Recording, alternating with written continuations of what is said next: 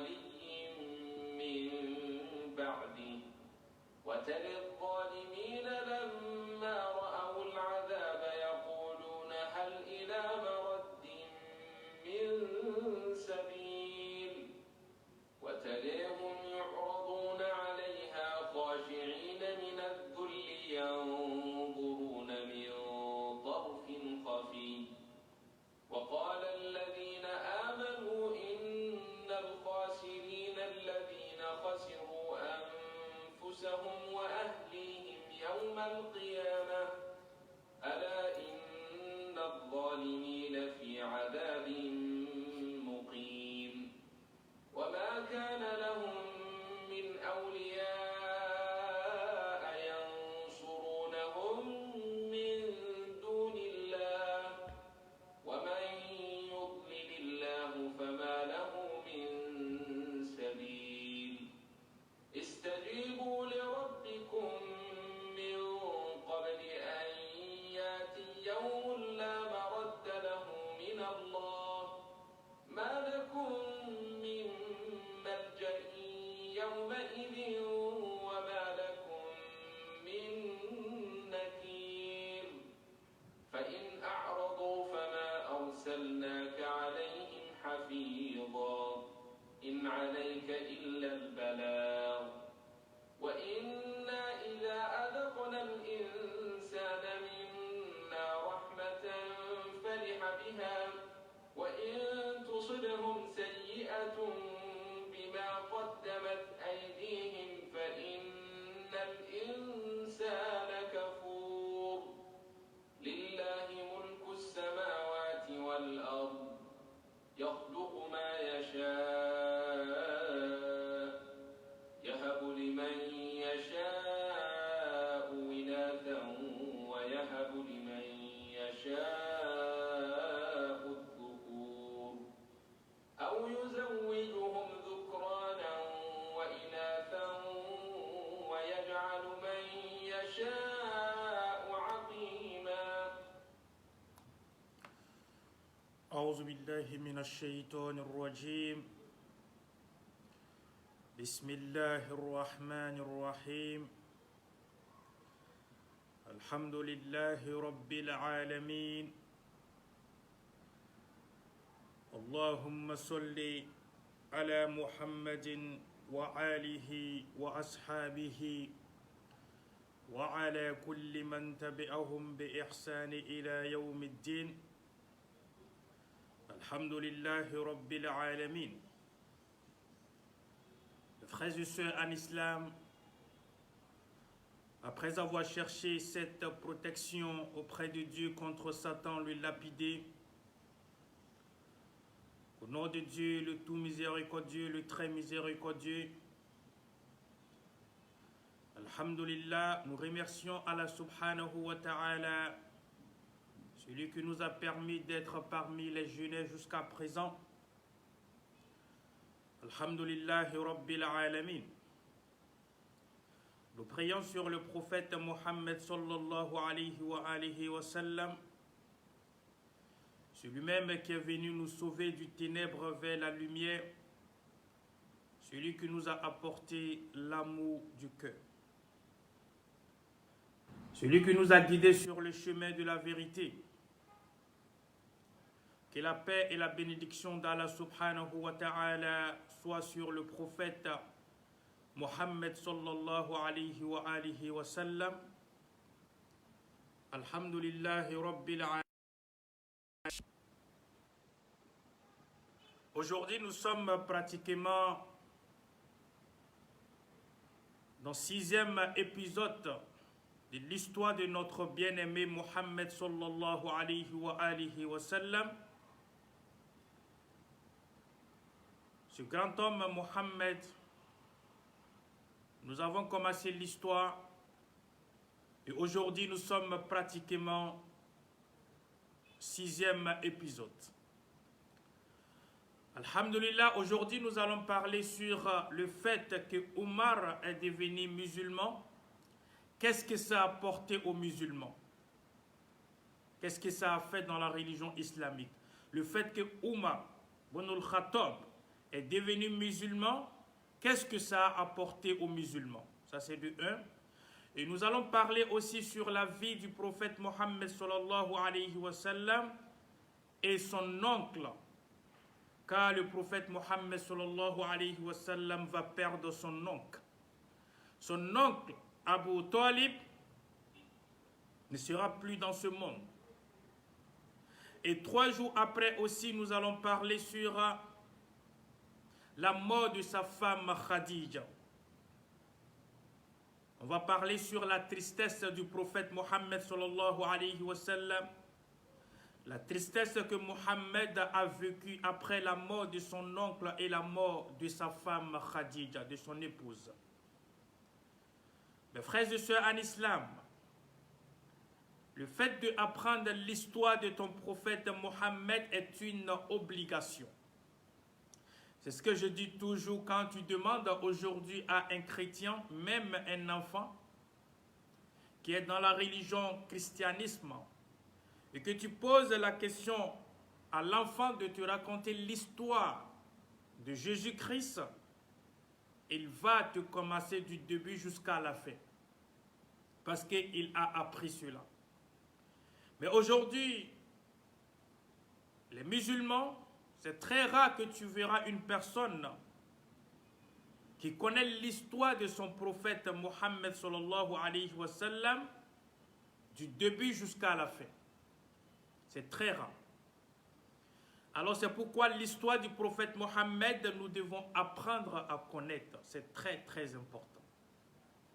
Qu'Allah nous facilite, Inch'Allah, l'apprentissage de l'histoire de notre bien-aimé Mohammed sallallahu alayhi wa sallam.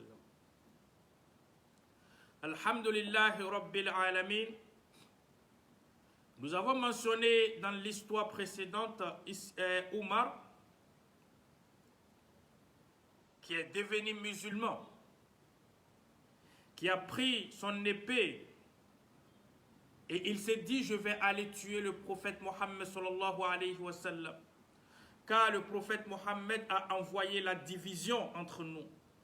Car le prophète Mohammed a séparé entre les pères et les fils, entre les mères et les filles, entre les frères et les sœurs. Alors aujourd'hui, moi je vais aller tuer le prophète Mohammed et tout va s'arrêter là. Au fait, il prend son épée, il prend ses effets, il veut aller tuer le prophète Mohammed. Parce qu'il s'est dit que c'est le prophète Mohammed qui envoie la division au sein de la Mecque. Alors arrivé là-bas, nous avons mentionné que Omar est devenu musulman. Quand Omar est devenu musulman, ça a aidé beaucoup les musulmans à la Mecque. Wallah, ça a aidé les musulmans à la Mecque. Parce que le fait que les musulmans se cachaient pour effectuer la prière, le fait que les musulmans se cachaient pour ne pas montrer les côtés islamiques, parce que si tu montrais ton côté islamique, soit on te tue à la Mecque, soit on te coupe tout. Comme on a mentionné, il y avait même embargo sur le prophète Mohammed et ses compagnons. Personne ne vendait avec le prophète et ses compagnons et personne n'échangeait quelque chose avec eux. Parce qu'ils ont simplement dit, nous suivons Allah subhanahu wa ta'ala et nous n'adorons plus les fétiches qui sont dans la Kaaba. Alors voilà comment les compagnons du prophète ont vécu au début de l'islam. Ce n'était pas vraiment facile pour eux. Mais ils ont tenu malgré la souffrance, malgré les tortures, malgré tout ce que les Mécois ont fait subir à ces personnes-là, aux compagnons du prophète Mohammed sallallahu alayhi wa sallam, wallahi, ils n'ont pas baissé les bras, ils n'ont pas renoncé à l'islam. Ils se sont toujours donnés à cette religion pour que l'islam soit aujourd'hui comme toi tu vis actuellement. Mes frères et sœurs en islam, alors quand Omar est devenu musulman, c'est Omar même, le fait que les autres même avaient peur de montrer les côtés islamiques, mais c'est Omar même qui se promenait de porte en porte. Il dit à tout le monde, il tape la porte de chaque, comment dirais-je, Mécois. les gens qui fatiguaient les musulmans, les gens qui torturaient les musulmans, Omar est devenu musulman, mais c'est lui-même qui se promenait de porte en porte pour dire à tout le monde, je suis devenu musulman. Allahu Akbar. Allahu Akbar. C'est Omar qui disait ça. Il se promenait de porte en porte et il disait à tout le monde, je suis devenu musulman. Mais qu'est-ce que tu peux faire en ce moment? Toi, tu étais en train de torturer les musulmans et voilà que Omar même vient et il dit, je suis devenu musulman. Maintenant, qu'est-ce que toi, tu vas faire maintenant à Omar? C'est là maintenant. Parce qu'en ce moment, personne ne pouvait dire quelque chose à Omar. Il était tellement fort et il avait de la force. Personne ne pouvait parler devant Omar. Quand Omar parlait, personne ne pouvait dire quelque chose. C'était là le problème avec Omar. Et il a aidé cette religion. Allahu Akbar. C'est grâce à Omar, l'islamisation de Omar qui a fait que l'islam a vu le jour à la Mecque, devant tout le monde. C'est ce qui a donné la force aux musulmans de sortir. C'est ce qui a donné la force aux musulmans de faire la ilaha illallah à la Mecque. C'est ce qui a donné la force aux musulmans de sortir pour aller vers la Kaaba pour effectuer la prière. Parce que Omar est devenu musulman. Alors Omar, quand il est devenu musulman, il demande au prophète Mohammed sallallahu alayhi wa sallam, ce que nous sommes en train de faire, est-ce que c'est vrai ou c'est faux? Et le prophète Mohammed dit à Omar que c'est vrai. Il dit, mais même si on meurt sur ce chemin, on va directement au paradis. Le prophète Mohammed dit oui. Alors Omar dit au prophète Mohammed, on n'a plus besoin de se cacher. Puisqu'on s'est caché pour adorer Allah subhanahu wa ta'ala, puisqu'on s'est caché pour prier, puisqu'on s'est caché pour faire des choses, alors maintenant on n'a plus besoin de se cacher. Si jamais cette religion-là est la vérité, et que même si nous mourons sur ce chemin, alors sortons, on n'a plus besoin de se cacher. Voilà, c'est l'islam qui a permis, Omar ibn al-Khattab, c'est lui qui a permis aux musulmans de sortir de Darul Arqam, de les cachettes pour aller vers la Kaaba. Sinon, tu n'avais pas cœur de faire cela. Tu n'avais pas cœur de montrer ton côté islamique. C'était impossible à la Mecque. Même si tu sortais souvent, tu pouvais montrer que tu es avec eux au niveau de les fétiches. Mais quand tu es avec le prophète, tu dois montrer que tu es avec le prophète. Mais Omar, quand il a été musulman, il dit non, on ne peut pas continuer comme ça. C'est impossible. Nous devons remercier et prier beaucoup pour Omar. Parce que c'est quelqu'un qui a aidé cette religion. C'est grâce à lui, wallahi, que les musulmans ont pu être devant la Kaaba. Alors quand Omar a dit cela, les musulmans, ils ont commencé à avoir peur. Parce qu'eux, ils n'ont pas la force comme Omar. Ils se disent, mais si on sort, ils vont nous tuer. Allahu Akbar. Comment on va faire? Mes frères et sœurs en islam, Omar a rassuré tout le monde. Il dit, je sors avec vous et personne ne peut vous toucher. Ne garde pas l'histoire pour toi seul. Partage avec tes amis dans des groupes islamiques.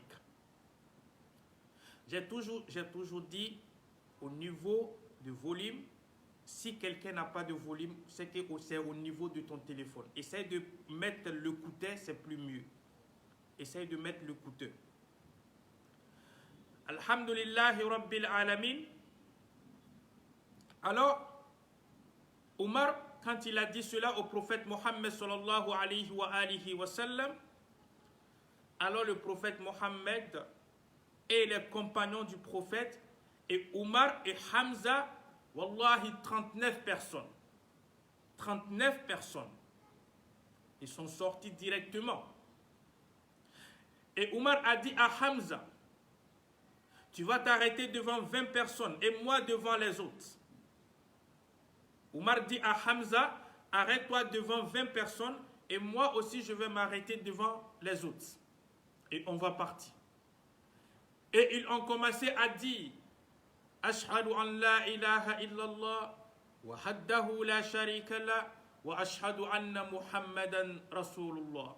C'est ce qu'ils ont commencé à dire. Au fait, ils montrent que Dieu est unique et ils sont en train de montrer aussi que le prophète Mohammed est son messager. Masha'Allah.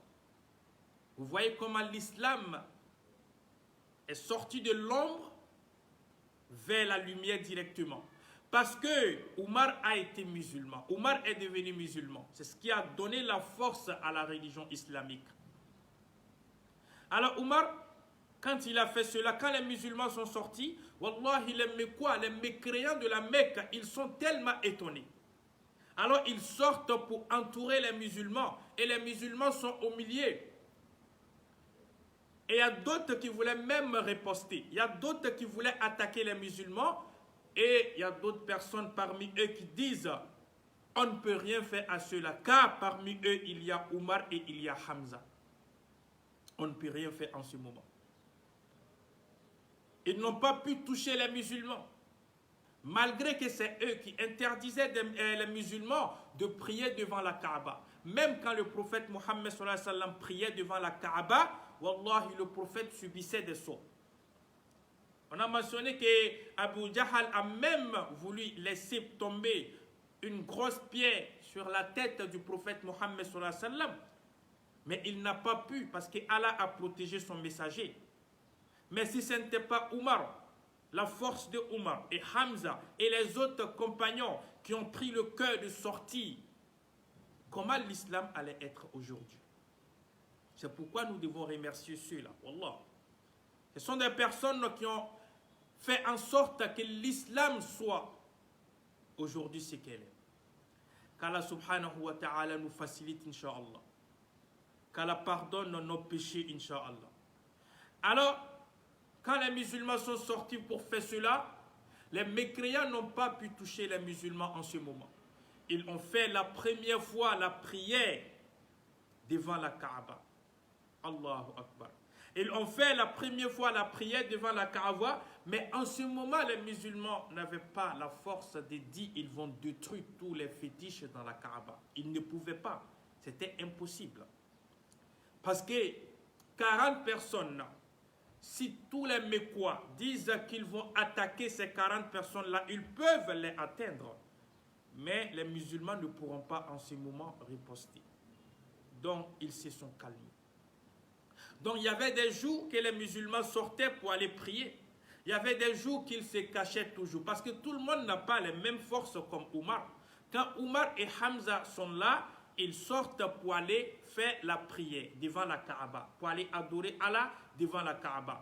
Mais quand Omar et Hamza ne sont pas là, ils restent dans Darul Arqam. Ils ne peuvent pas sortir en ce moment. Frères et sœurs, alors les musulmans sont restés comme ça jusqu'à les mécréants n'ont pas arrêté la torture, ils continuent toujours. Quand ils voient une personne parmi ceux qui sont sortis pour aller faire Kalmatul Shahada devant la Kaaba, quand ils voient ces personnes-là, ils continuent à tuer ces personnes-là et même à torturer ces personnes-là. Parce que Omar et Hamza ne sont pas toujours là avec eux. Alors ils ont continué comme ça ensemble. Jusqu'à ce que le prophète Mohammed sallallahu alayhi wa sallam a vu toujours que ça persistait. Les tortures au niveau de ses compagnons. La souffrance au niveau de ses compagnons. Le prophète Mohammed a vu que ça continuait toujours. Alors qu'est-ce qu'il a fait? Il a tout simplement ordonné encore. On avait dit qu'il y avait des compagnons du prophète Mohammed qui sont allés, comment dirais-je, en Abyssinie, en Éthiopie, à cause de la souffrance. Et le prophète Mohammed a ordonné encore une deuxième fois à ses compagnons d'aller encore en Abyssinie. Parce que la souffrance devenait encore plus quand Omar et Hamza ne sont pas là. Parce qu'eux, ils ne peuvent pas se promener avec les musulmans à chaque instant et à chaque moment. Donc, ils avaient d'autres choses aussi à faire. Au moment où Omar et Hamza sont là avec les musulmans, les mécréants ne touchent pas les musulmans. Mais au moment où Omar et Hamza ne sont pas présents, c'est en ce moment que les mécréants commencent à fatiguer les musulmans. Allahu Akbar. Donc le prophète a ordonné maintenant à ses compagnons d'aller simplement en Abyssinie une deuxième fois. Et quand les mécréants de la Mecque ont su que le prophète Mohammed envoyait des personnes encore en Abyssinie, en Éthiopie, qu'est-ce qu'ils ont fait? Eux aussi, ils ont envoyé une personne aller parler avec le roi de l'Abyssinie, d'Éthiopie en ce moment, qui se nommait Najashi, de parler avec Najashi pour que Najashi libère les compagnons du prophète Mohammed sallallahu alayhi wa sallam et renvoyer ces personnes-là à la Mecque. Or pourtant, le prophète Mohammed avait dit que Najashi est un roi qui ne fait jamais du mal à une personne. Et quand tu es dans son pays, tu es en paix et en sécurité. Alors quand ils ont envoyé une personne, et cette personne-là c'était Amr ibn As. En ce moment, Amr ibn As n'était pas encore un musulman. Il n'avait pas encore adhéré dans la religion islamique. Ils ont envoyé Amr ibn As vers le roi d'Éthiopie, le roi de l'Abyssinie, pour qu'il puisse libérer les musulmans. Alors quand Amr ibn As est arrivé en Éthiopie, le roi de l'Éthiopie était l'ami intime aussi de Amr ibn As. Donc vous voyez, quand ton ami intime demande quelque chose, tu es capable de donner. Parce que le lien qui est entre vous. Alors Amr ibn As, il a pris son amitié avec le roi. Il voulait jouer sur ça pour que le roi libère les musulmans qui sont actuellement en Abyssinie. Mais le roi n'a pas accepté d'un coup. An-Najashi, il n'a pas accepté d'un coup. Parce que le prophète Mohammed ne parle pas dans le vide. Quand le prophète Mohammed dit quelque chose sur une personne, c'est que cette chose-là est vraie. Il ne peut pas mentir. Alors, le roi, quand Amr ibn As est arrivé chez Najashi,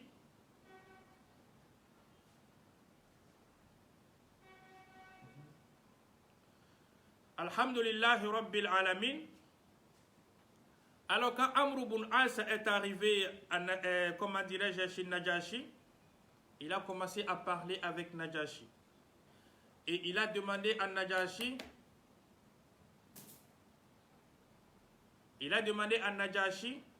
de tout simplement libérer, comment dirais-je, les musulmans, parce que les musulmans commençaient à insulter les fétiches à la Mecque. Donc il demande à Najashi de libérer les musulmans pour que eux ils puissent donc faire ce qu'ils veulent faire aux musulmans. Et Najashi n'a pas laissé comme ça les musulmans. Il a demandé aux musulmans, est-ce que ce que Amr ibn As est en train de dire c'est vrai? Et les musulmans ont tout simplement dit à Najashi, nous n'avons pas insulté quelqu'un. Nous avons un prophète Mohammed sallallahu alayhi wa sallam qui est venu nous guider sur le chemin, qui nous a montré le chemin de la vérité. Parce qu'avant, nous étions parmi des personnes qui forniquaient. Avant, nous étions parmi des personnes qui tuaient les enfants. Parce que chez les Arabes, quand ils avaient une fille, wallahi, ils enterraient les filles vivantes. Mais ils laissaient simplement les hommes, les garçons. Donc quand une personne accouchait et que c'est une fille, automatiquement ils vont enterrer la fille. Mais quand c'est un garçon, ils vont garder. C'était comme ça. Donc c'est le prophète Mohammed sallallahu alayhi wa sallam qui est venu interdire tout ça. Alors les compagnons du prophète ont dit ça au roi, que c'est un messager qui est venu. Et Amr ibn As a répondu au roi, mais demande-les qu'est-ce qu'ils sont en train de dire sur Jésus-Christ. Parce que comme j'ai mentionné, le roi d'Éthiopie en ce temps, en Najashi, était un chrétien.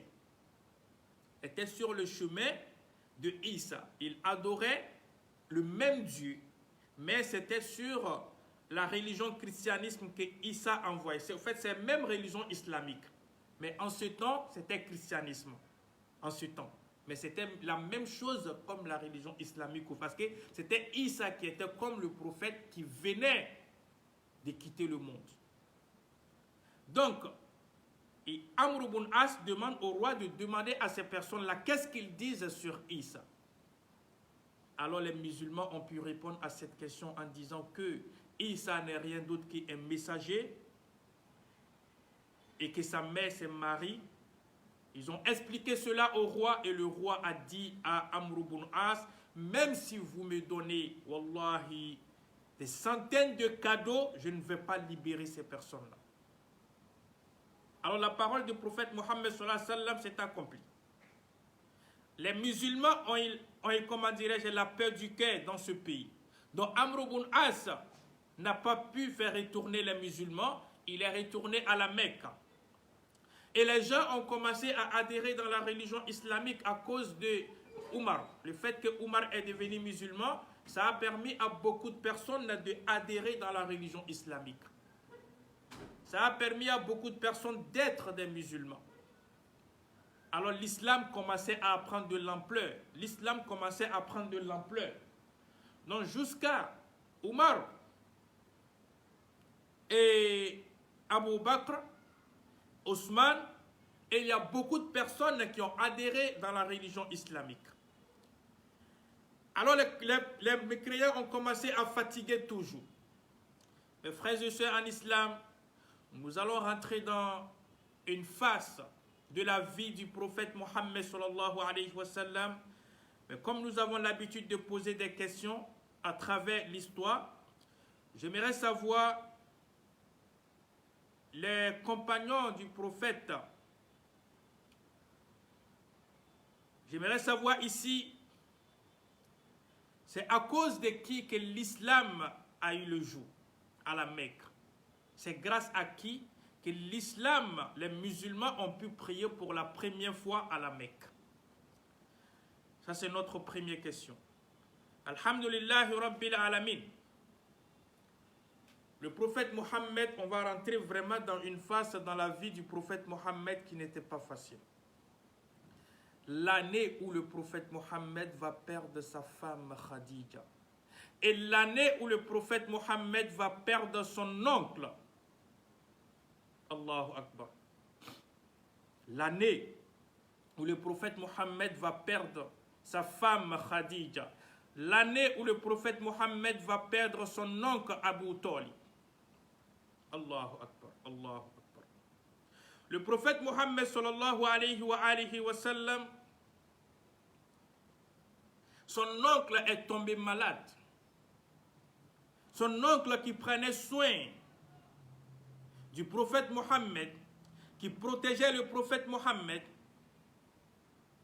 son oncle est tombé malade. Abu Talib, le père de Sayyidina Ali, il est tombé malade. Il est tombé gravement malade. Alors, le prophète Mohammed sallallahu alayhi wa sallam s'approche à son père et à son oncle. Il demande à son oncle d'être musulman, d'accepter la religion islamique, d'être un musulman. Mais wallahi, l'oncle du prophète Mohammed, Abu Talib, malgré qu'il a protégé le prophète, malgré qu'il a protégé le prophète contre les mécréants, contre les attaques des mécréants, mais il n'a jamais accepté d'être un musulman. L'oncle du prophète Mohammed est décédé étant un mécréant. Allahu Akbar, étant un mécréant. Le prophète a tout fait pour que son oncle puisse être musulman. Et tant que son oncle est couché sur, wallahi, le lit de sa mort, il est couché. Et le prophète Mohammed demande à son oncle d'être musulman. De prononcer simplement Ashhadu an la ilaha illallah wa haddahu la sharika la wa ashhadu anna Muhammadan Rasulullah. De prononcer simplement ça. Wallahi, son oncle n'a pas pu. Son oncle a dit au prophète Mohammed, j'ai honte que les gens de la Mecque, les Mecquois disent que Abu Talib a eu peur de la mort et il est devenu musulman. Wallahi, simplement à cause de ça, il n'a pas accepté d'être un musulman. Allahu Akbar. Simplement à cause de ça, il n'a pas accepté d'être un musulman. Allahu Akbar. Allahu Akbar. Mes frères et sœurs en islam, l'oncle du prophète Mohammed sallallahu alayhi wa sallam est décédé malgré que l'effort du prophète Mohammed. Il a tout fait, mais il n'a pas pu. Jusqu'à Allah subhanahu wa ta'ala a révélé au prophète Mohammed en disant au prophète, toi tu ne sauves pas celui que tu veux, mais c'est moi Allah subhanahu wa ta'ala qui guide une personne. Si ton oncle n'est pas musulman, ce n'est pas de ta faute. Ce n'est pas de ta faute. Tout ce que tu vas faire, ton oncle ne pourra pas être un musulman. Wallahi, l'oncle du prophète Mohammed est décédé. Imaginez une personne qui te protège, une personne qui prend soin de toi, et tu perds cette personne-là. La personne te quitte, mais tu imagines beaucoup de choses. Qui va me protéger actuellement? Qui va être là pour me protéger? Qui va être là pour me sauver de certaines choses? C'est ce que tu te dis, ça tourne dans la tête. C'est comme une personne qui va perdre sa mère ou son père. La personne devient seule dans la vie. Et le prophète Mohammed, vu qu'il avait sa femme Khadija à côté de lui, donc ça permettait au prophète Mohammed de comprendre que Khadija sera comme un soutien pour lui. Mais wallahi, mes frères et sœurs en islam, après la mort de l'oncle du prophète Mohammed sallallahu alayhi wa sallam, les mécréants de la Mecque ont commencé à dire, voilà, son oncle est décédé maintenant. C'est maintenant même on doit faire du mal au prophète Mohammed. Allahu Akbar. Alors les mécréants de la Mecque ont commencé maintenant à attacher le prophète Mohammed. Ils veulent maintenant tuer le prophète Mohammed. Allahu Akbar. Donc le prophète Mohammed était maintenant avec Khadija. Sa femme Khadija qui l'aidait parce que Khadija avait de l'argent aussi. Notre deuxième question.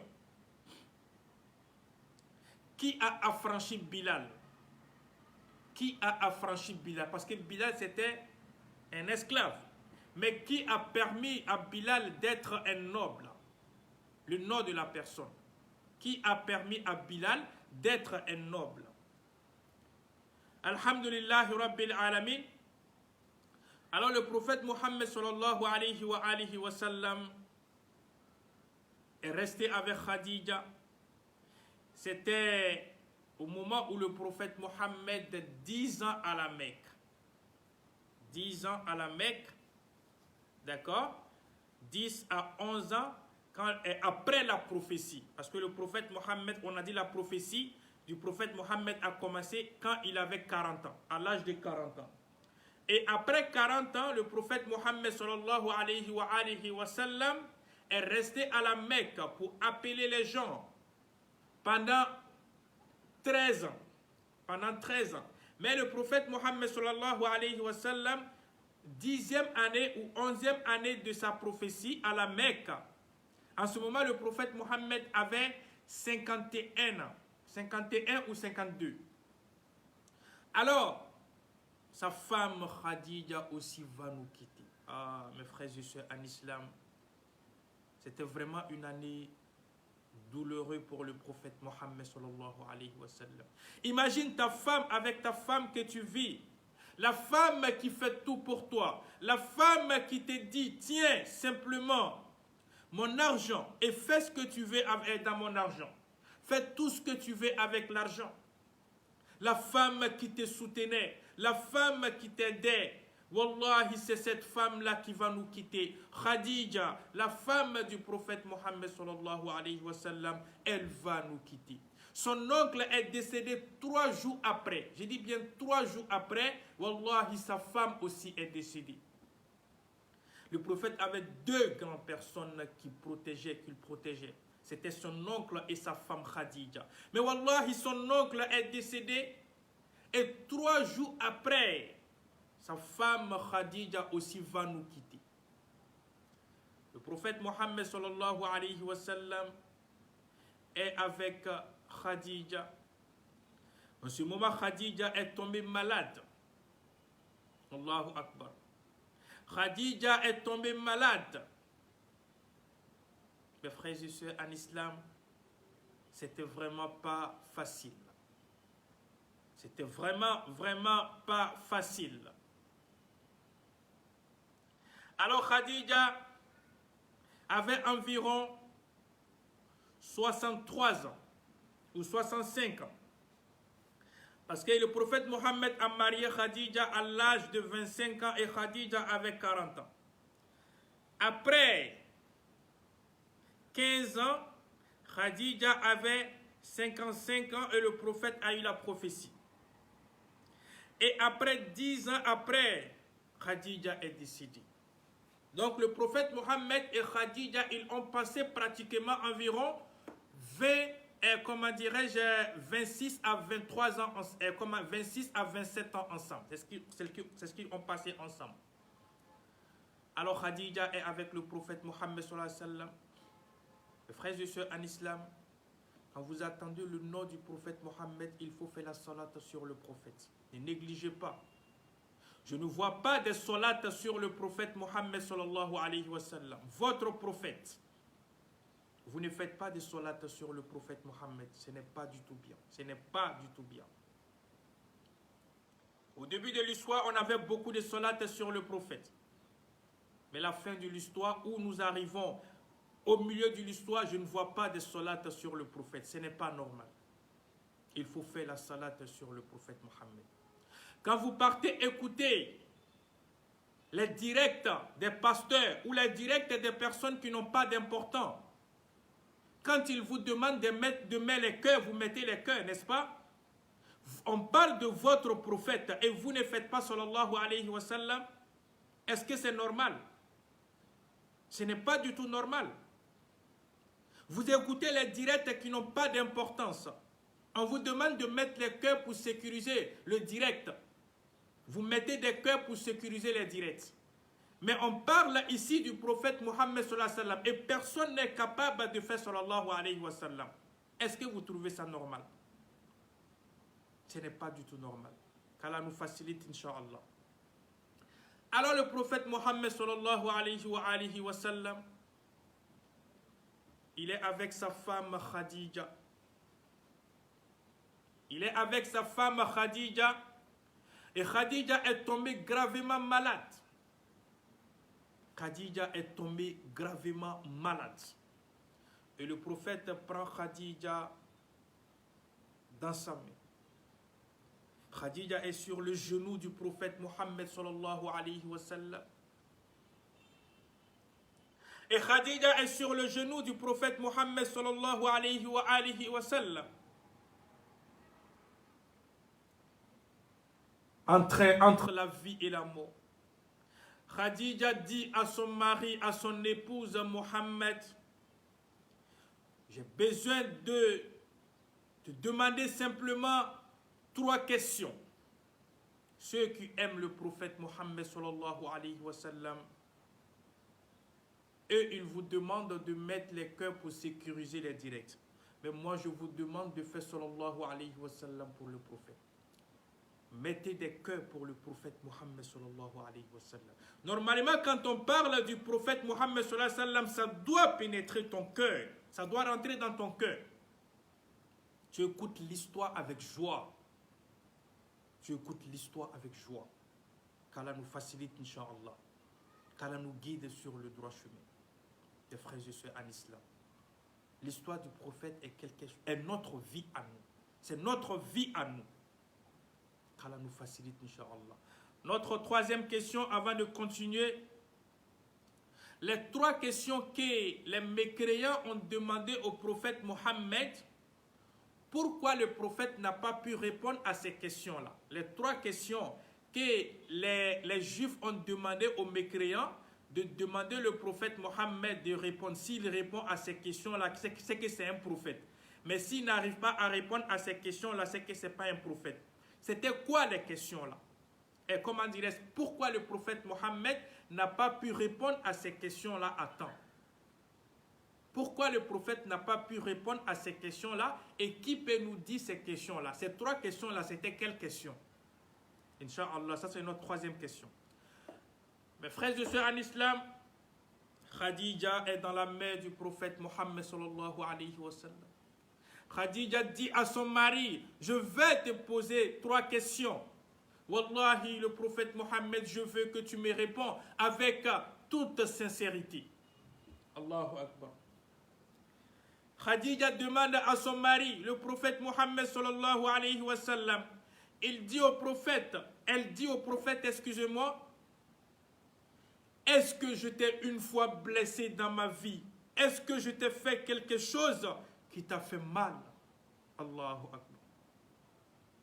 Wallahi, la première fois quand j'ai écouté l'histoire du prophète Mohammed, la mort de Khadija, wallahi, j'ai pleuré, mes frères et sœurs en islam.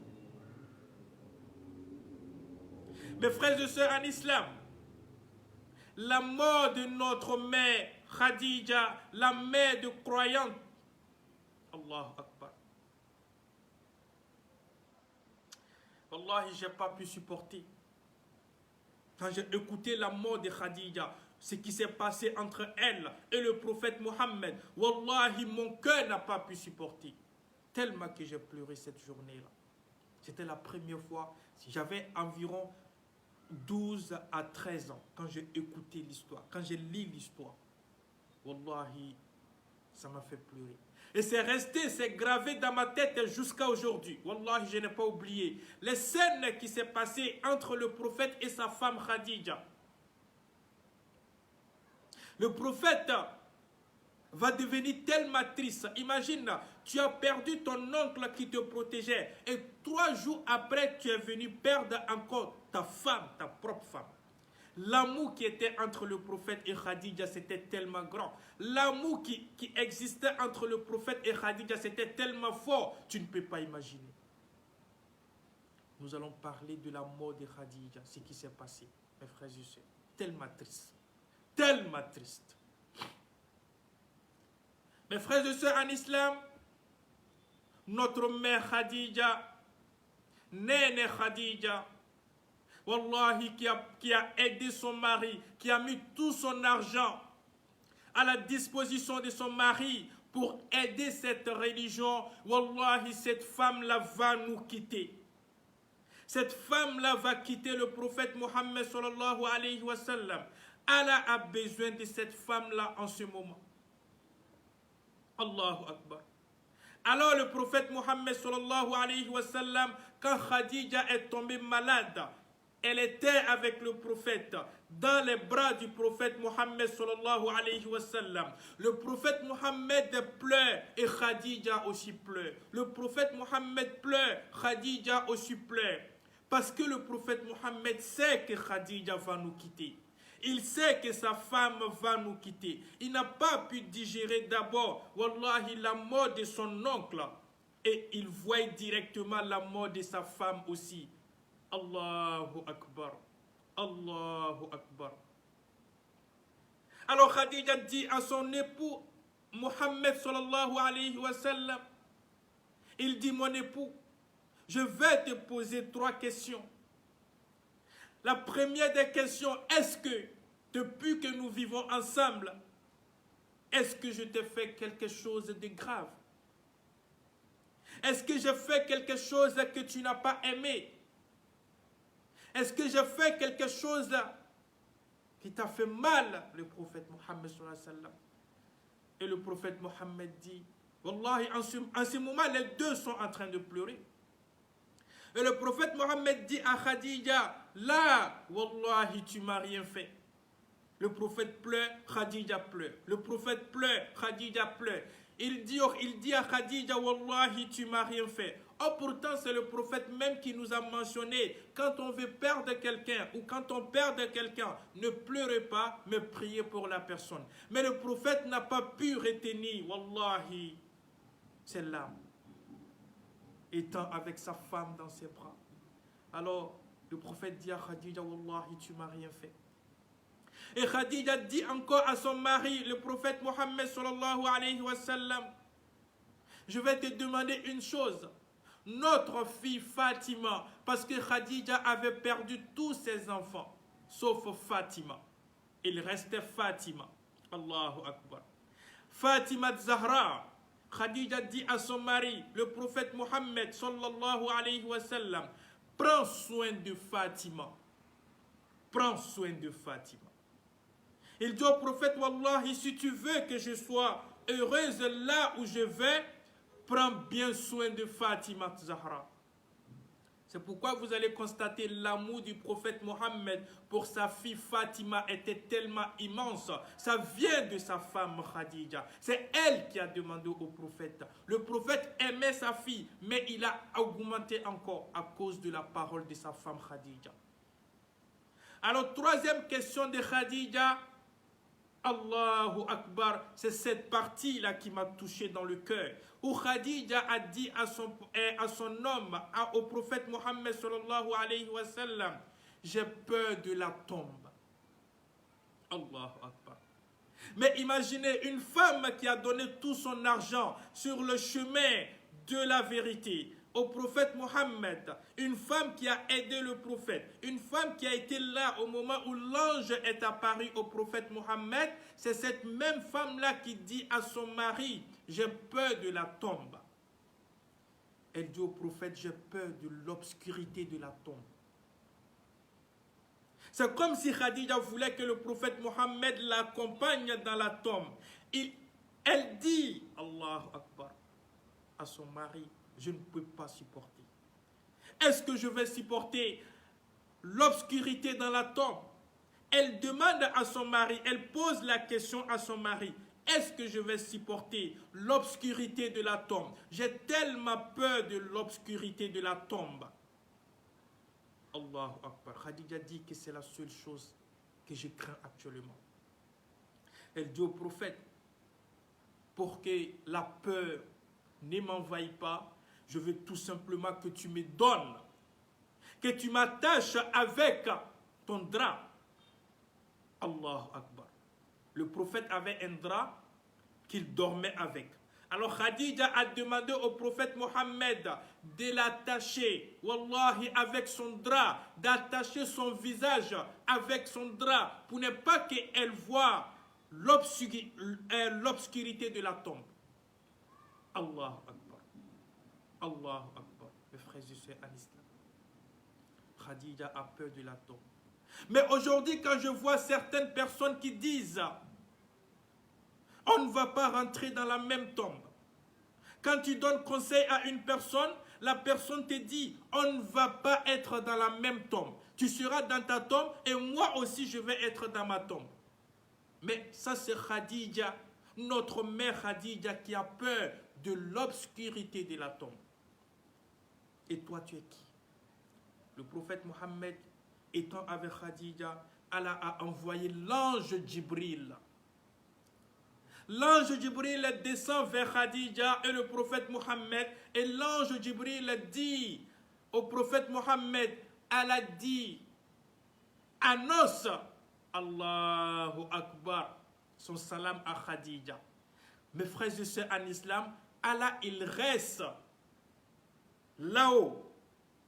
Et il dit au prophète Mohammed, l'ange Jibril dit au prophète Mohammed, que Allah lance son salam à Khadija. Que Allah est en train de saluer Khadija. Que Allah dit de te dire de saluer Khadija. Subhanallah, masha'Allah. C'est Allah même, à la mort de Khadija, c'est Allah même qui demande à ce qu'on salue Khadija, à ce qu'on passe son salam. Allah même salue Khadija. Assalamu alaikum. Allahu Akbar. Et c'est cette personne-là même qui dit qu'elle a peur de la tombe. Oh, pourtant, c'est Allah même qui demande à ce qu'on salue, à ce qu'on passe son salam à Khadija. Allahu Akbar. Et Allah ne s'est pas arrêté là.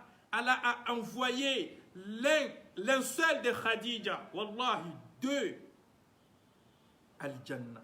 Allahu Akbar. Allah subhanahu wa ta'ala a pris l'un seul de Khadija. Khadija a été, wallahi, masha'Allah, masha'Allah. Khadija a été couvrie, wallahi, par, et comment dirais-je, l'un seul dans le paradis. C'est Allah qui a envoyé l'un seul de Khadija. C'est Allah même qui a envoyé ça. C'est Allah qui a envoyé l'un seul de Khadija, du paradis. Masha'Allah. Mais en ce moment, on ne priait pas sur les morts. Il n'y avait pas les prières mortuaires. Non, il n'y avait pas ça. Mes frères et sœurs en islam, Khadija est décédée. Khadija nous a quittés. Allahu Akbar. Allahu Akbar. Allahu Akbar. Le prophète Mohammed est triste. Il a enterré sa femme, Khadija. Il est triste en ce moment. Il a perdu son oncle et il a perdu aussi sa femme. Comment le prophète Mohammed va faire en ce moment? Non seulement il a perdu son oncle, il a perdu sa femme. Il va faire comment maintenant? Le prophète Mohammed reste à la Mecque. La souffrance des mécréants, la souffrance des Mécois, wallahi, devient de plus en plus sur le prophète Mohammed sallallahu alayhi wa sallam. Et le prophète Mohammed ne sait pas quoi faire en ce moment. Allahu Akbar. Alors le prophète Mohammed décide d'aller à Taïfa. Il y avait une ville à côté de la Mecque. Et cette ville-là, c'était Taïfa. Le prophète Mohammed va à Taïfa. Avant de continuer, on va aller avec la quatrième question. Inch'Allah, avant qu'il finisse de faire l'appel à la prière. Inch'Allah. Combien de temps Allah subhanahu wa ta'ala a passé à ne pas répondre au prophète Mohammed? Parce que le prophète n'a pas dit Inch'Allah. Combien de temps Allah a passé sans répondre à son prophète Mohammed? On a parlé du nombre du temps qu'Allah a fait sans répondre à son messager. Combien de temps Allah a fait? Les mécréants venaient au prophète Mohammed. Donne-nous la réponse. C'était combien de temps? Pendant combien de temps Allah n'a pas pu répondre à son prophète Mohammed parce que le prophète n'a pas dit simplement Inch'Allah? C'était combien de jours? Alhamdulillahi Rabbil Alamin. Alors mes frères et sœurs en islam, le prophète Mohammed décide d'aller à Taïfa. Il va aller à Taïfa maintenant simplement parce que, comment dirais-je, la souffrance des mécréants c'était trop en ce moment. Alors il se lève, il va à Taïfa. Arrivé à Taïfa, le prophète Mohammed sallallahu alayhi wa sallam va être lapidé aussi à Taïfa. Les gens de Taïfa, le prophète pensait que je vais avoir refuge à Taïfa. Mais non, wallahi, les gens de Taïfa, les habitants de Taïfa ont même commencé à lapider le prophète Mohammed. Ils ont donné des cailloux, des pierres à des fous et des enfants de lapider le prophète Mohammed sallallahu alayhi wa sallam. Allahu Akbar. Et les fous et les mécréants et les enfants ont commencé à lapider, subhanallah, le prophète Mohammed. En ce moment, le prophète Mohammed voulait rentrer à la Mecque et à Taïfa. Donc le prophète n'a pas pu rentrer à Taïfa. Qu'est-ce que le prophète Mohammed va faire maintenant? Il va retourner à la Mecque encore. Il n'a pas le choix. Parce que les gens de Taïfa ont refusé le prophète Mohammed. Ils ont commencé à lancer des pierres sur le prophète Mohammed. Alors le prophète va se retourner encore à la Mecque à nouveau, dans la souffrance encore. Il n'y a personne pour l'aider à la Mecque. Allahu Akbar. En ce moment, les autres compagnons sont déjà en Abyssinie. Ils ne peuvent pas retourner encore. Sayyidina Omar, il fait tout son possible pour empêcher, mais il ne peut pas, il est seul. Les musulmans ne sont pas encore beaucoup. C'était vraiment difficile sur le prophète. Alors le prophète Mohammed revient à la Mecque. Mais en revenant à la Mecque, les mécréants de la Mecque, Abu Jahal, ont décidé de tuer le prophète Mohammed. Ils ont décidé qu'ils vont tuer le prophète Mohammed. C'est là maintenant ils vont faire les plans. Ils vont faire les plans. Ils ont décidé que la nuit, quand le prophète Mohammed va rentrer à la Mecque, parce que si le prophète Mohammed rentrait à la Mecque, wallahi, ils vont tuer le prophète Mohammed directement. Alors Allah a dit à son messager, tu ne dois plus rentrer encore à la Mecque, mais tu vas repartir à Médine. Tu vas aller à Médine. Tu ne dois pas rentrer à la Mecque, tu vas rentrer en Médine. Mais le prophète Mohammed devait rester d'abord à la Mecque quelque temps avant d'aller en Médine. Alors le prophète Mohammed était avec son ami intime, Abu Bakr. Abu Bakr. Donc, la nuit où ils ont décidé qu'ils vont tuer le prophète Mohammed, cette nuit-là, Allah subhanahu wa ta'ala va montrer quelque chose à son prophète. Allahu Akbar. Mes frères et sœurs en islam, avant le voyage du prophète Mohammed vers Médine, le prophète Mohammed sallallahu alayhi wa sallam a vécu beaucoup de choses. Allahu Akbar. Allah subhanahu wa ta'ala étant qu'il voit que le prophète Mohammed souffre actuellement, alors il a décidé que le prophète Mohammed s'approche de lui un peu. Il a décidé que le prophète Mohammed reste un peu à ses côtés. Alors qu'est-ce que Allah subhanahu wa ta'ala va faire? Il va tout simplement amener son prophète Mohammed à côté de lui. Voyage nocturne. Parce que le prophète Mohammed a effectué son voyage nocturne étant à la Mecque. L'ascenseur et voyage nocturne, il a effectué cela étant à la Mecque avant d'aller en Médine. Parce que Allah a vu que la souffrance était trop. Et le prophète Mohammed se sentait seul. Le prophète Mohammed n'avait pas d'alliés. Le prophète Mohammed était resté comme ça seul. Allahu Akbar. Alors Allah subhanahu wa ta'ala a vu, il faut que j'appelle mon messager pour donner quelque chose à mon messager. Il faut que je fasse quelque chose pour mon messager. Allahu Akbar. Mes frères et sœurs en islam, Allah fait appel à son messager. Jibril va venir vers le prophète Mohammed et prendre le prophète Mohammed pour aller avec le prophète Mohammed dans les cieux. Ils vont faire d'abord le voyage de la Mecque à Jérusalem et de Jérusalem, ils vont monter dans les cieux. Mais Inch'Allah, demain, nous allons parler du voyage nocturne du prophète Mohammed. Tout ce qui s'est passé dans le voyage nocturne du prophète Mohammed, nous allons parler de ça demain. Vous allez savoir. Mais aujourd'hui, Inch'Allah, il nous reste 15 minutes, parce que dans 15 minutes, je vais effectuer la prière. Dans ces 15 minutes-là, on va tout simplement répondre aux questions. Dans ces 15 minutes-là, parce que je ne veux pas mélanger au fait, comment dirais-je, le voyage nocturne du prophète avec aujourd'hui. Parce que ça prend pratiquement 1 heure du temps comme ça, d'expliquer le voyage nocturne. On va bien expliquer, Inch'Allah. Donc, on va aller avec les questions de tout ce que nous avons vu sur l'histoire du prophète. Et vous allez me répondre à ces questions-là, Inch'Allah, si Allah subhanahu wa ta'ala le veut. Tout ce que nous avons vu depuis le début.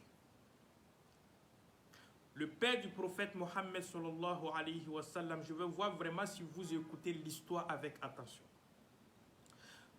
Le prophète Mohammed sallallahu alayhi wa sallam, c'était quel fils du grand-père du prophète Mohammed qu'il devait égorger, qu'il devait immoler pour les fétiches? C'était quel fils que Abdul Muttalib devait simplement égorger pour les fétiches? Parce qu'il avait pris l'engagement devant Dieu que si Dieu me donne des enfants, je vais donner l'un de mes enfants à Allah subhanahu wa ta'ala. C'était quel fils? Le nom, c'était quel fils? Le nom de son fils. Ça, c'est la première question. Inch'Allah.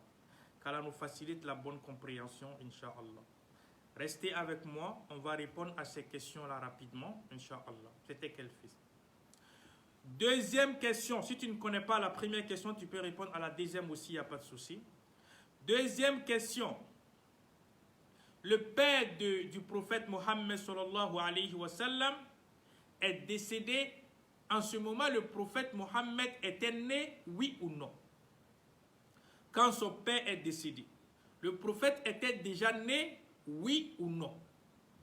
Ça, c'est la deuxième question. Quand son père est décédé, est-ce que le prophète Mohammed était né ou pas encore? qu'Allah nous facilite, Inch'Allah. Donc,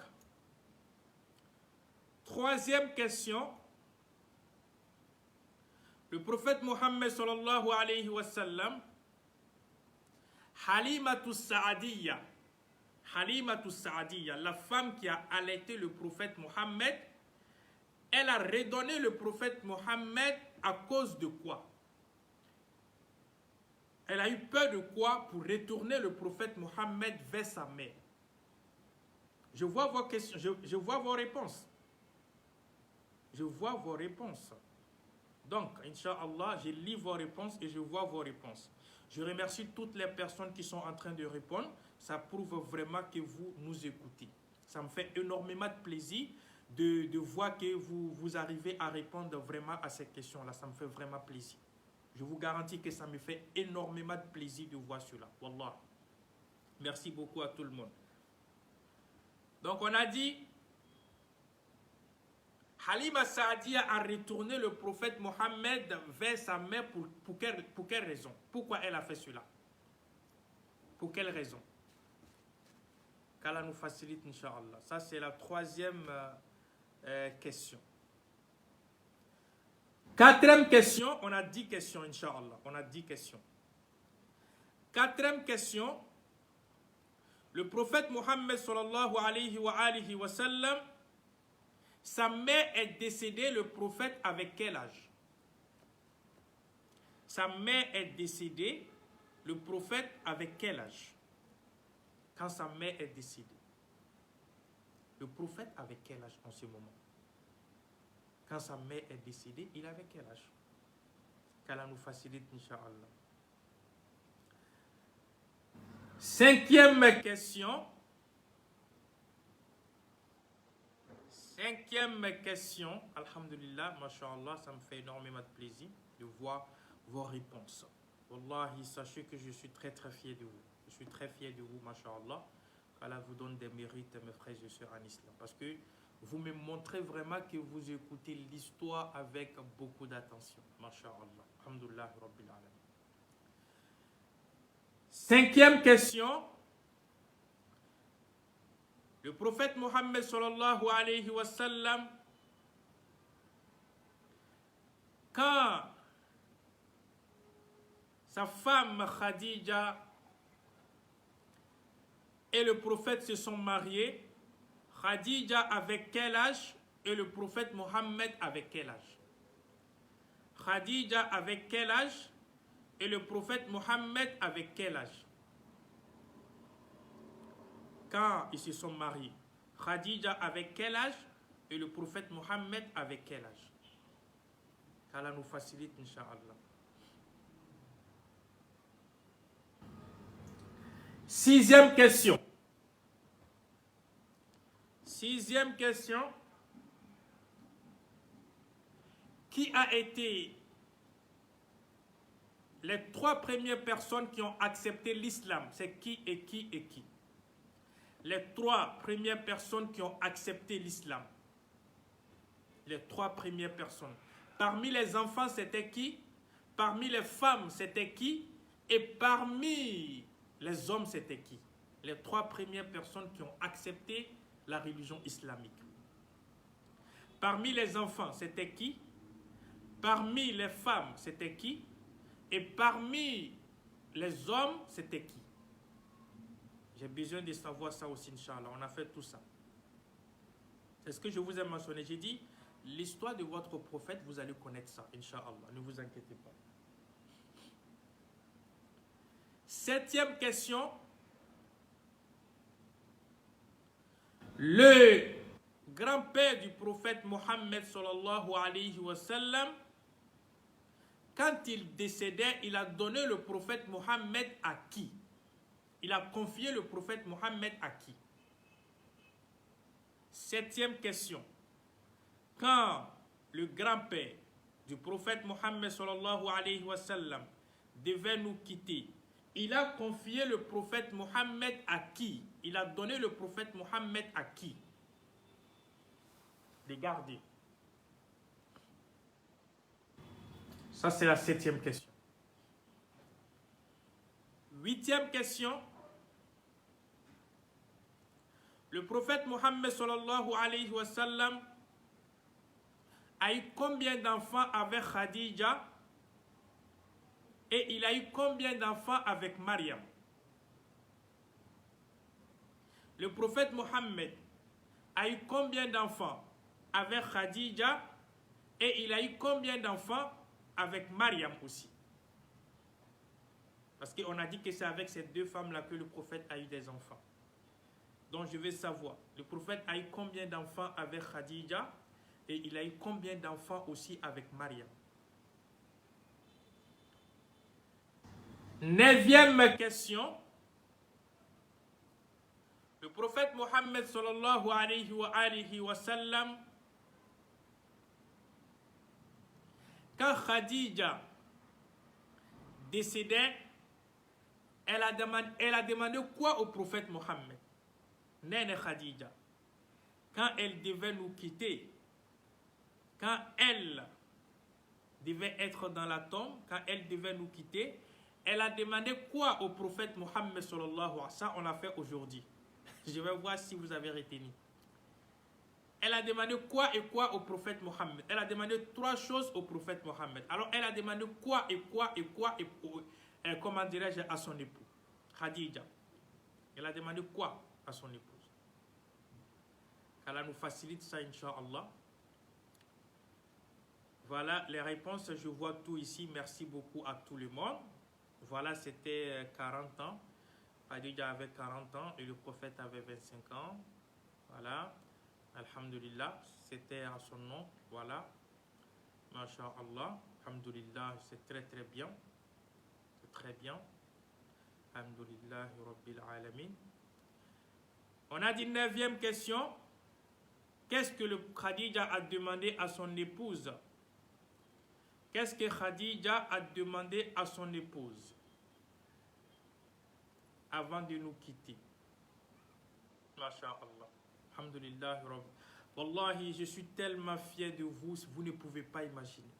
Je suis tellement fier de vous, vous ne pouvez pas imaginer. Cela prouve vraiment que vous ne m'écoutez pas simplement comme ça, mais vous retenez tout ce que nous disons.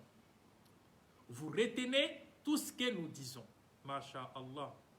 Masha'Allah. C'est très bien ça. C'est très très bien. Je suis très très content aujourd'hui. Très content. Alors, 10e question, qui est la dernière des questions, Inch'Allah. 10e question.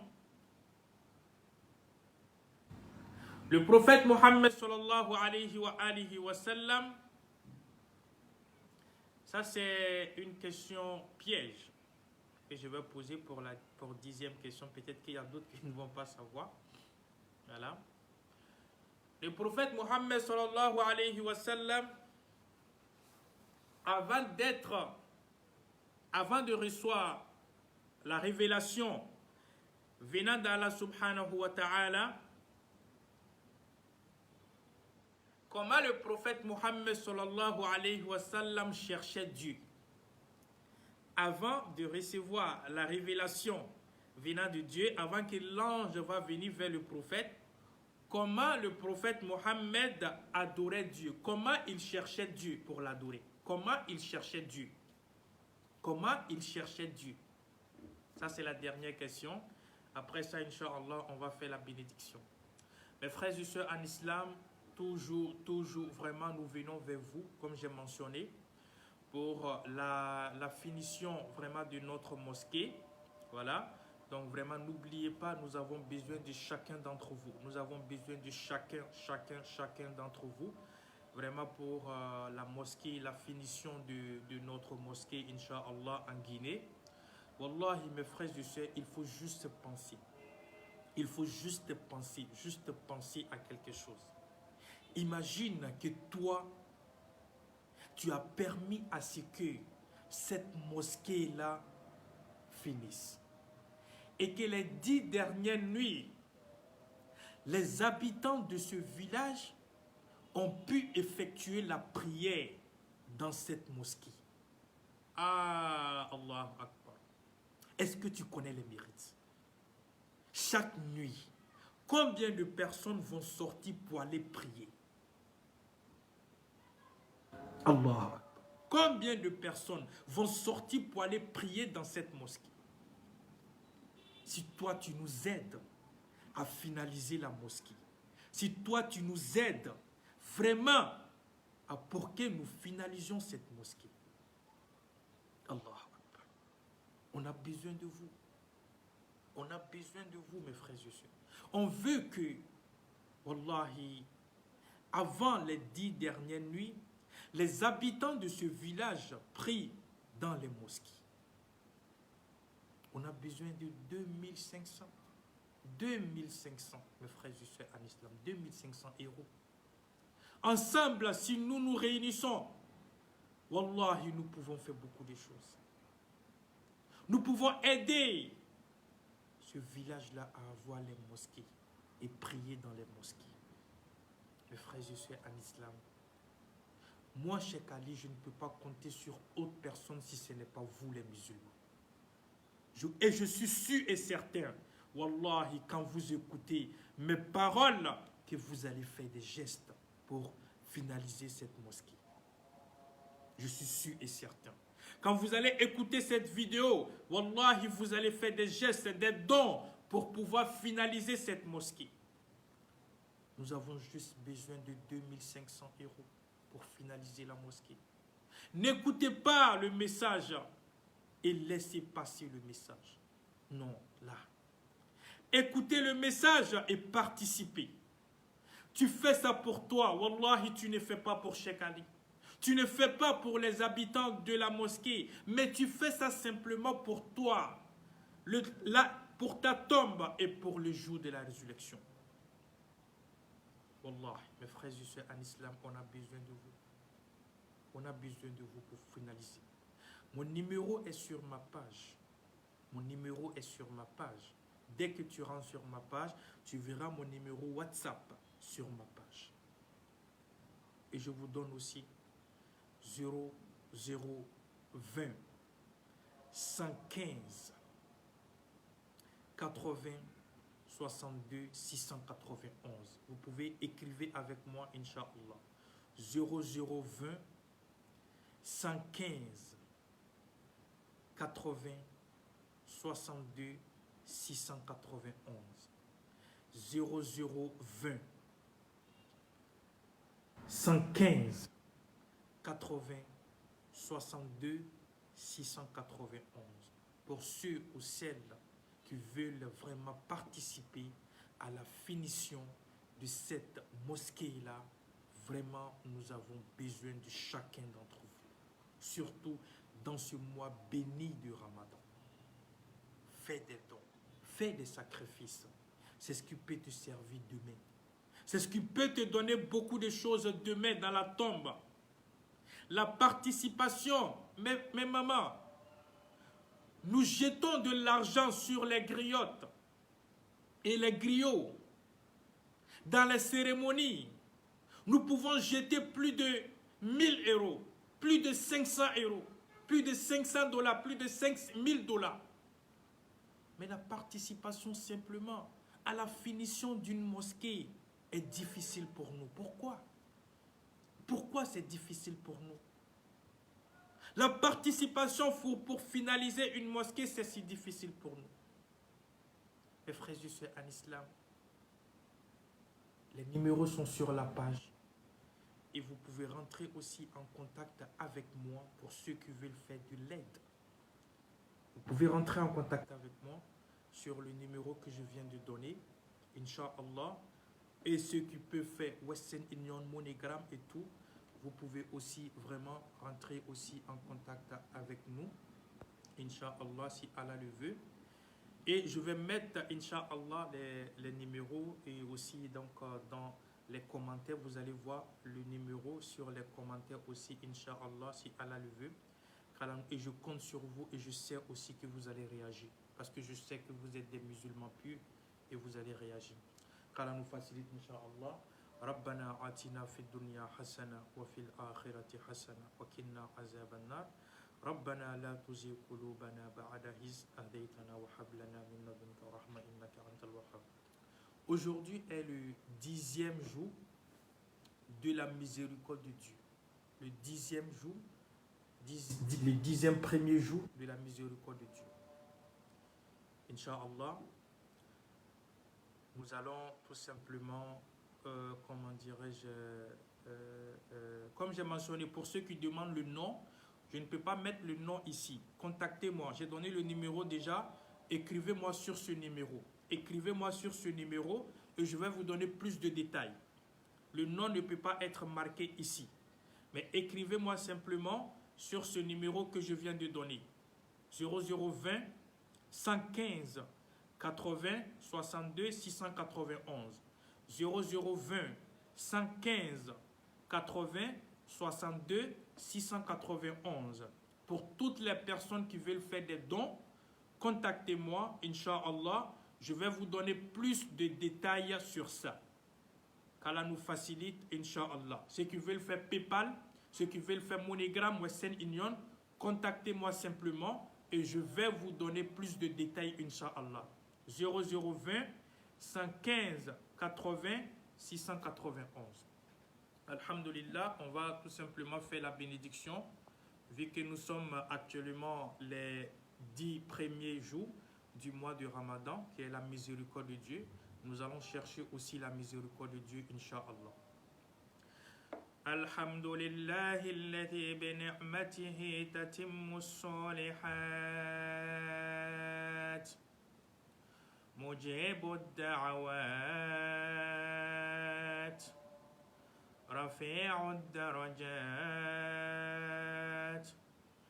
هو الذي يقبل التوبة عن عباده ويعفو عن السيئات غافر السماوات ومنزل الآيات إلهنا وخالقنا ورازقنا وليس لنا رب سواه اللهم انفعنا وارفعنا بالقرآن العظيم الذي رفعت مكانا وعيدت سلطانا وقلت يا أعز من قائل سبحانا فإذا قرأناه فاتبع قرآنا ثم إن علينا بيانا أحسن كتبك نظاما وأفصحها كلاما وأبينها حلالا وحراما محكم البيان ظاهر البرهان محروس من الزيادة والنقصان فيه وعد ووعيد وتخويف وتهديد لا يأتيه الباطل من بين يديه ولا من خلفه تنزيل من حكيم عليم اللهم اجعلنا ممن يهلل حلالا ويحرم حراما اللهم ربنا آتنا في الدنيا حسنة وفي الآخرة حسنة وقنا عذاب النار ربنا لا تزغ قلوبنا بعد إذ هديتنا وهب لنا من لدنك رحمة إنك أنت الوهاب يا الله يا الله ربنا تقبل منا إنك أنت السميع العليم وتب علينا يا مولانا إنك أنت التواب الرحيم اللهم يا فارج الهم فرج همومنا ويا كاشف الهم كشف همومنا ويا مجيب دعوة المضطر عجب دعوتنا ويا رحمن الدنيا والآخرة ورحمهما أنت ترحمنا فارحمنا برحمة تغنينا بها عن رحمة من سوى برحمتك يا أرحم الراحمين اللهم اجعل صلاتنا صلاة الخاشعين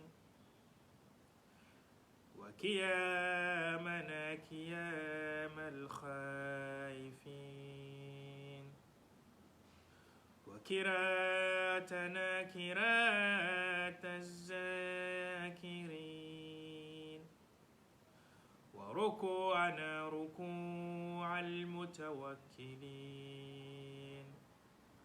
وسجودنا سجود المتودعين وتشهدنا التشهد الصالحين وسلامنا سلام المؤمنين ونيتنا نية المخلصين وقولنا قول الصالحين وفعلنا فعل الفاعلين وحياتنا حياة الساعدين وموتنا موتة الشاهدين ولا تهلكنا مع المهالكين وتنجينا مع المناجين وأكرمنا مع المكرمين اللهم اغفر ذنوبي ولوالدي والمسلمين والمسلمات والمؤمنين والمؤمنات الأحياء منهم والأموات إنك على كل شيء قدير اللهم ربنا آتنا في الدنيا حسنة وفي الآخرة حسنة وقنا عذاب النار سبحان ربك رب العزة عما يصفون والصلاة على المرسلين والحمد لله رب العالمين. Assalamu alaikum wa rahmatullah. Inch'Allah, demain, l'histoire va se porter sur les voyages nocturnes du prophète Mohammed sallallahu alayhi wa sallam à partir de 14h30 heure européenne, 12h30 GMT. Soyez connectés, qu'Allah vous protège. Wassalamu alaikum wa rahmatullah. Allahumma salli ala Muhammadin wa alihi wa ashabihi wa sallim. Nous attendons vos dons pour la mosquée, Inch'Allah. Wassalamu alaikum wa rahmatullah.